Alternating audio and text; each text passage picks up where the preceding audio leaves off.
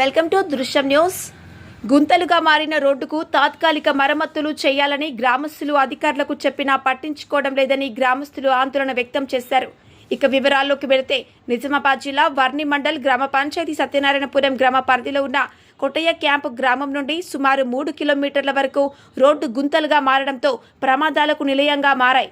ఈ రోడ్డు ద్వారా నిత్యం వర్ని నుండి మహారాష్ట్ర బైపాస్ రోడ్డు మార్గం ఉండటం వలన వాహనదారులు ప్రతిరోజు ప్రయాణాలు చేస్తుంటారు. మరియు ఇది రహదారి నుండి ప్యాసింజర్ ఆటో ద్వారా వెళ్లి మోడల్ స్కూల్కు వెళ్లి విద్యార్థులు మరియు ప్రైవేట్ స్కూల్ బస్సులు వాహనదారులు ఈ రోడ్డు ద్వారా ప్రయాణం చేయాలంటేనే అరచేతుల్లో ప్రాణాలు పెట్టుకొని ప్రయాణం చేసే దుస్థితి వచ్చిందని ప్రజలు ఆరోపిస్తున్నారు.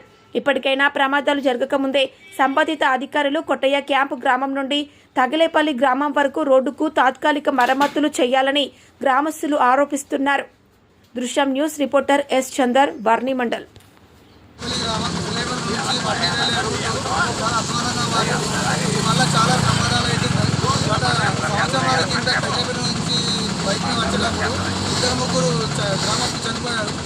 బస్సు వేయడం వల్ల టిప్పర్ వేయడం వల్ల చాలా ఇబ్బంది అవుతుంది. రోడ్డు కనీసం అధ్వానం మాడకు కూడా దొండలు పూర్తిగా వాటర్తో నిండిపోతున్నాయి.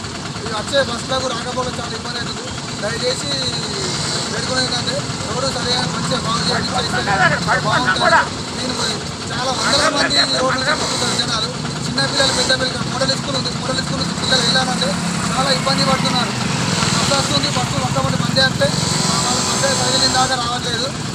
దయచేసి రోడ్డు బాగా చెప్తాను కోరుతున్నాను.